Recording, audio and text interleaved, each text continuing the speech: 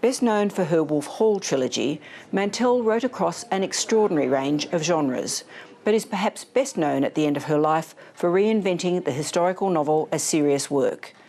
Another novelist who knew and eulogised Mantell is the Pakistani-British author Kamala Shamsie, whose new novel Best of Friends has just been released.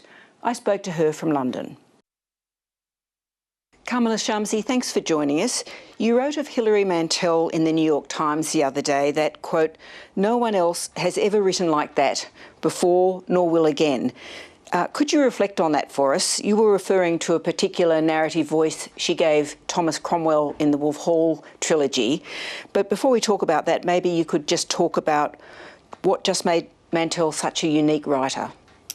You know, there are those of us who came to her before the Wolf Hall trilogy, and I think there was very much this feeling that I had when I read her novel Beyond Black of, why isn't this the most acclaimed writer around? Which is to say that when she writes, even if she's writing about things that seem quite familiar, whether it's a figure like Thomas Cromwell or it's a story of a medium and a poltergeist, she writes about them differently to anyone you've seen before. There's an intimacy and a familiarity. You really feel she has lived these lives, or at least was sort of riding on the shoulders of the people who have lived them.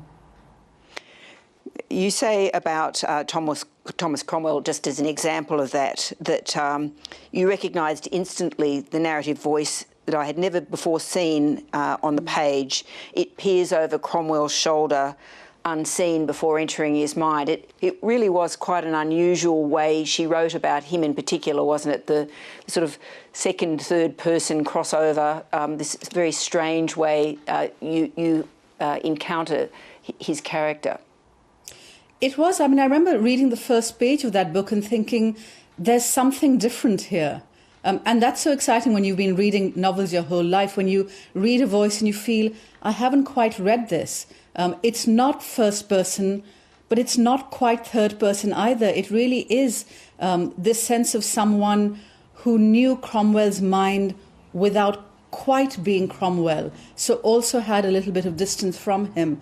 And I think partly it was Hilary Mantel's voice on Cromwell. You know, I remember this moment before the books came out when I was standing with her in the lobby of our shared agent's office. And I said, oh, did things happen around here, you know, with Thomas Cromwell? Because it was Holborn, it's an old part of London. There's a Tudor building nearby. And she said, oh, yes, she said.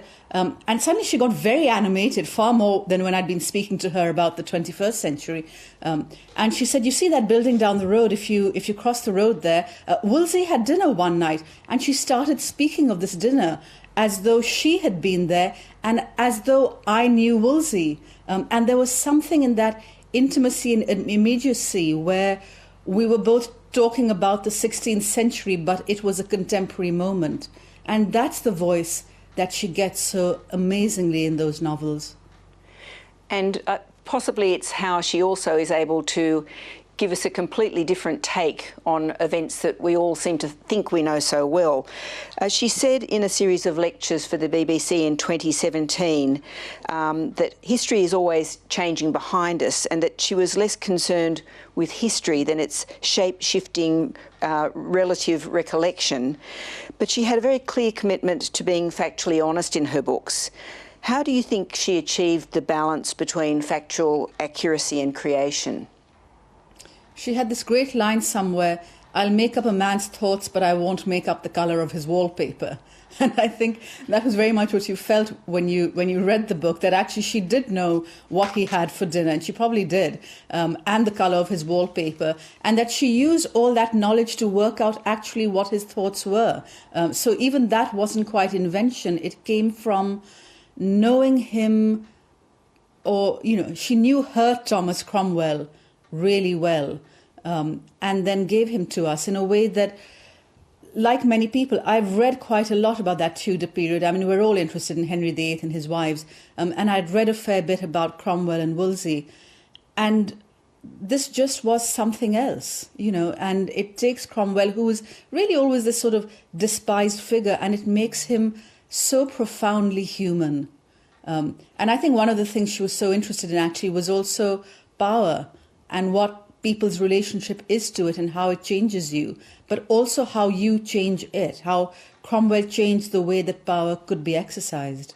And in those books and in her books more broadly, of course, that lack of distinction, if you like, between the living and the dead, the sort of idea of ghosts and of the idea of faith are all very important and quite unusual. How influential do you think it is that she wrote into those spaces, which aren't really tackled in English-speaking fiction much these days? Do you think that's one of the legacies that she leaves to English literature and younger writers now? You know, it's so interesting to think about Hilary Mantel's legacy. Of course, the legacy is vast, but part of what made her so extraordinary was the fact that she couldn't be imitated. You know, you read Hilary Mantel, and even as a writer who has written many novels, I keep thinking, how is she doing this? How is she doing this?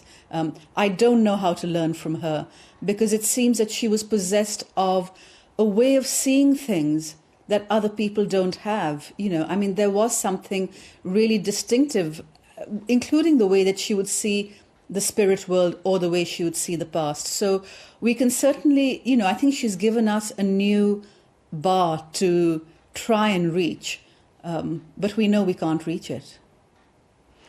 Kamala Shamsie, thanks so much for your time tonight. Thank you very much.